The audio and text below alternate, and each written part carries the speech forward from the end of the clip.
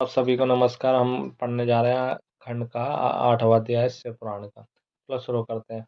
ब्रह्मा जी ने कहा, हे नारद, मेरे तथा विष्णु द्वारा की गई स्तुति को सुनकर भगवान सदाशिव ने मुस्कुराते हुए इस प्रकार कहा, हे ब्रह्मन तथा हे विष्णु, तुमने हमारी माया के मोह में पड़कर परस्पर युद्ध किया और अंत में हमने तुम दोनों को अपना भक्त जानकर अपना लिंग स्वरूप प्रकट किया, जिसे तुम दोनों में कोई नहीं पहचान सका। अब तुम्हें यह उचित है कि पारंपरिक विरोध भाव को त्याग कर तुम दोनों ही अहंकार को नष्ट कर दो और वह कार्य करो जिसकी हमें तुम आज्ञा देते हैं। हे नारद, इतना कहकर भगवान सदाशिव ने श्वास के मार्ग द्वारा मुझे संपूर्ण वेद पढ़ा दिए। तदुपरांत वे 5 मंत्र भी बताए जिनमें संपूर्ण विद्याएं अनुनिहित है। उन्होंने सर्वप्रथम प्रणव की शिक्षा दी, जिसके अक्षर वेद कहलाते हैं। शिव जी का सर्वप्रथम वाक्य वही है। तदुपरांत उन्होंने 24 अक्षरों में युक्त वेदों की माता ये गायत्री का उपदेश दिया। फिर महामृत्युंजय मंत्र की शिक्षा देने के उत्परांत उस चिंतामणि मंत्र को सिखाया जो भक्तों को महान सुख देता है। उस वेद तथा मंत्रों को पढ़कर हमें अत्यंत प्रसन्नता प्राप्त हो। उस समय मैं तथा विष्णु कृतज्ञता भरी दृष्टि में सुनकर महावेश्वर भगवान की ओर देखने लगे और दर्शन के उस आनंद में हम पूर्ण निमग्न हो गए। उन परंपराओं के दर्शन में हमें जो सुख प्राप्त हुआ उसका वर्णन किसी भी प्रकार नहीं किया जा सकता। हमारे इस अनन्य प्रेम को देखकर भगवान महेश्वर को भी बहुत प्रसन्नता हुई। तब उन्होंने मुझसे यह कहा, हे ब्रह्मा, तुम धन्य हो तो जो तुम्हें मेरी कृपा से संपूर्ण सृष्टि का स्वामी होने का सौभाग्य प्राप्त हुआ है। अब तुम मेरी आज्ञा स्वीकार कर सृष्टि कर। मुझसे यह कहकर फिर वे विष्णु की ओर देखते हुए बोले, हे विष्णु, तुम सृष्टि का पालन करने के अधिकारी हो। तुम हमें वेद का स्वरूप ज्ञान जानो और वेद में जो कुछ लिखा है उसे हमारी आज्ञा मानकर स्वीकार करो।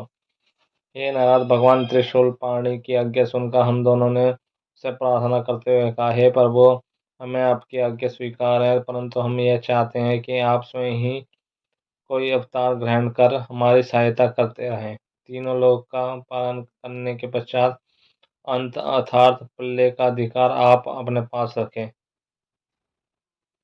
हमारा यही मनोरथ है। इतना कहकर हम दोनों मौन हो गए। तदुपरांत उनकी मौन स्वीकृति पाकर हमने यह बात कही, हे प्रभु, अब आप सर्वप्रथम हमें यह बताइए कि हम किस रीति के अनुसार आपका पूजन करें। यह सुनकर भगवान भूत भावन ने उत्तर दिया, हे ब्रह्मा तथा विष्णु, हम इस संसार में तुमसे अधिक प्रिय अन्य कोई ना होगा। हम अब तुम दोनों संपूर्ण चिंता तथा शोक को त्याग कर सुखपूर्वक अपने कार्य करो तथा उस कार्य द्वारा अन्य लोगों को भी सुख पहुँचाओ। हमने तुम्हें कुछ देर पूर्व जो अपने लिंग स्वरूप दिखाया था उनका पूजन करना सर्वथा योग्य है। उसी के पूजन से सुख की प्राप्ति होगी। उस लिंग की उत्पत्ति का भेद यह है कि संपूर्ण संसार जिस क्षेत्र में लीन हुआ है उसी को लिंग कहते हैं। अंतः ऐसे लिंग के पूजन से इस लोक तथा परलोक में सुख प्राप्त होता है। लिंग के पूजन की महिमा अनंत है। तुमने जो हमसे अवतार ग्रहण करने की प्रार्थना की है उसके संबंध में ये जान लो कि यह समय आने पर हम स्वयं ही प्रकट होकर आवेंगे। हमारे उस अवतार का नाम रुद्र होगा। हम चारों अर्थात ब्रह्मा, विष्णु, शिव और शक्ति एक ही स्वरूप है। जो व्यक्ति हमसे किसी प्रकार का भेद समझेगा उसे बहुत दुख उठाना पड़ेगा। इतना कहकर भगवान सदाशिव ने एक बड़े गुप्त भेद को प्रकट करते हुए मुझसे कहा, यह भेद वेद में भी अधिक गुप्त है, अर्थात हम सगुण रूप में शिव और शक्ति दो नामों से प्रकट होते हैं तथा तीनों गुणों द्वारा ब्रह्मा, विष्णु एवं शिव नामक देवताओं के रूप में अलग अलग प्रकट होते हैं।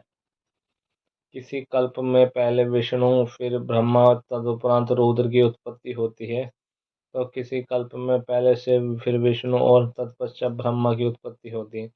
इस प्रकार तुम दोनों शक्ति के चिन्ह से रजोगुण एवं सत्वगुण को ग्रहण करते हो। हम हर अर्थात महादेव हमारे ही अंश से उत्पन्न होकर हमारे ही तमोगुणी स्वरूप है। अनेक उनके अधीन प्रलय कार्य हो जाता है। अंतः जिस प्रकार हम तमोगुणी रुद्र का स्वरूप धारण कर प्रकट होंगे, वह सब हमने तुम्हें बता दिया। तुम दोनों स्वयं एवं लाल वर्ण को स्वयं धारण किए हुए हो, अतः हम श्वेत रूप धारण करेंगे।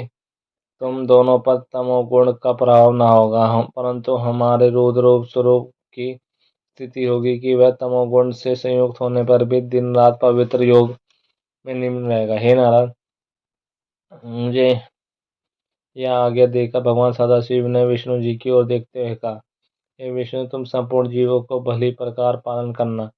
हमारे दाहिनी ओर से ब्रह्मा, बाई ओर से विष्णु तथा हृदय से रुद्र की उत्पत्ति होगी। हमारी शक्ति जो उमा है वह भी दो अंशों से में प्रकट होगी, जिसमें तुम अलग अलग नहीं समझे जाओगे। पहले अंश में लक्ष्मी स्वरूप होकर तुम्हें प्राप्त होगी और दूसरे अंश में सरस्वती होकर ब्रह्मा जी को प्राप्त होगी। उनके उमा स्वरूप को हम स्वीकार करेंगे, उस समय संसार में उनका नाम सती प्रसिद्ध होगा। इस प्रकार ब्रह्मा, विष्णु तथा हर ये तीनों देवता अपनी शक्तियों के साथ रहकर वेद का पूजन करेंगे। अंधा तुम दोनों की उचित है कि तुम हमारी ही इस आज्ञा का अनुसरण करो। ब्रह्मा का एक दिन सहस्र चतुर्योगी का होगा। इस प्रकार की 100 वर्ष की आयु ब्रह्मा की होगी।